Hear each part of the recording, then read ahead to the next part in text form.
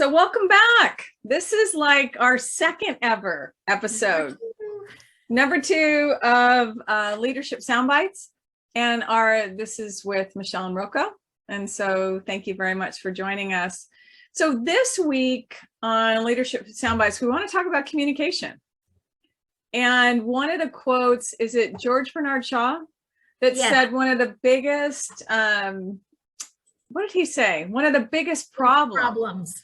And is that in communication is the illusion that it's actually taken place. So I have to wonder when I hear that,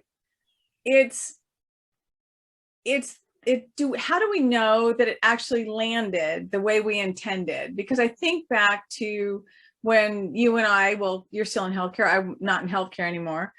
And don't worry, we did not do patient care. Okay. So we were supporting the people that were doing the really great work, or Rocco still is.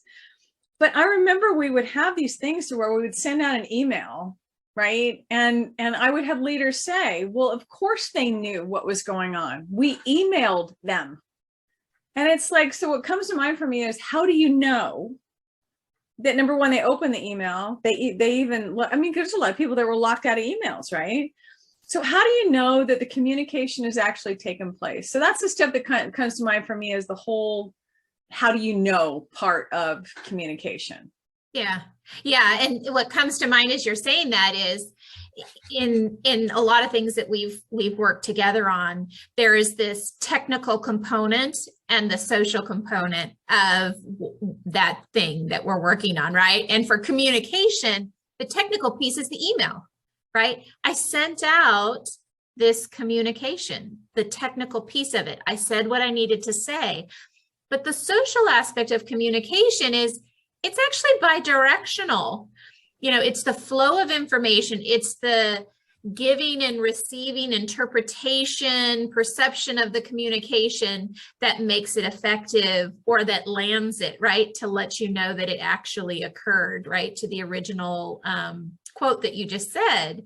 So it's that social aspect of it. It's the bi-directional. It's how do you know around that communication piece. And so the other part that comes to mind for me too is the ability to adjust real time, right? Mm-hmm. And I think that's one of the bigger challenges. I'm going to go back to email again. I mean, because it goes back to the illusion that's actually taken place.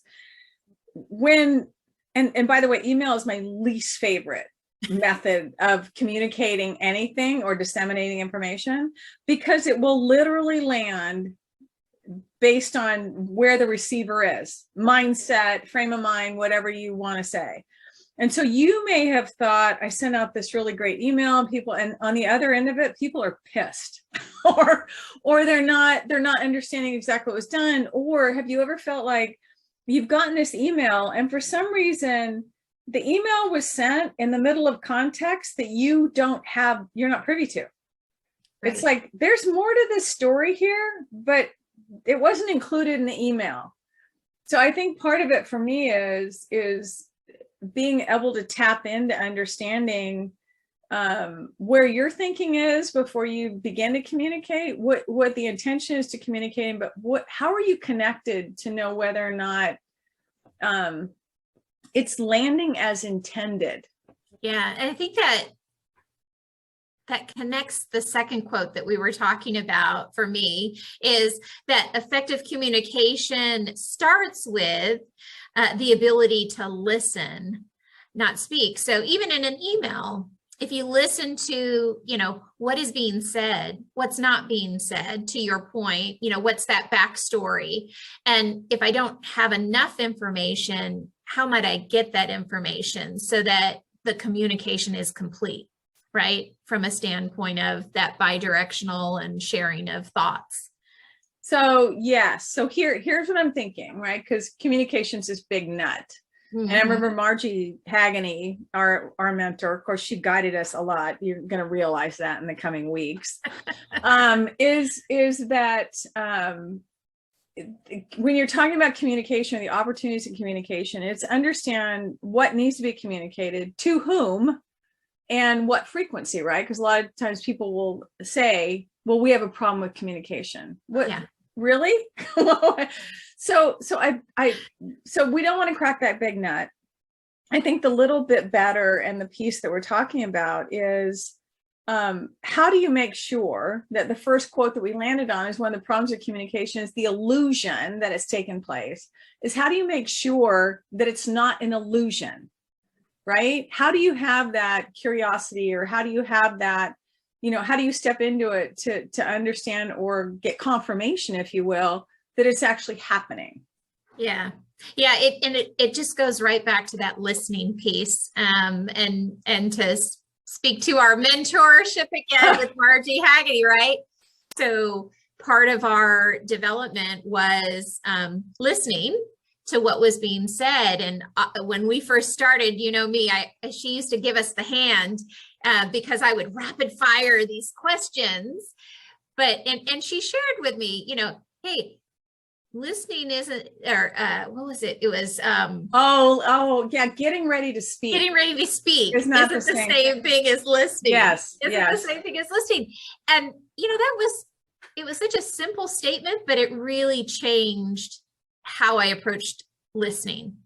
Right? I thought if I had all of these questions loaded and ready to go, that I was really listening, but it was listening on my behalf, not on the person who was sharing their thoughts with me. And when I quieted my mind and really started to just be open to whatever was being said and how it was being said and what wasn't being said, then there was some powerful communication in my mind happening, because I was connected to the person that was in front of me. I was connected to what their message was, as opposed to me trying to immediately convey what I was thinking and the messages that I wanted to get across in rebuttal.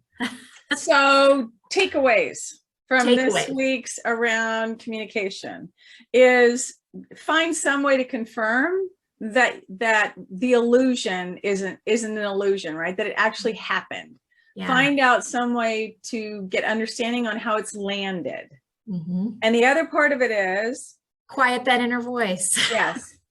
So this is Michelle Rocco, and this has been Leadership Soundbites, and we hope that you join us next week. And the other part of that is, if you have ideas of things that you want to talk about, or you want us to be able to talk about and unpack a little bit, drop a comment, and we will see you next time. Thank you.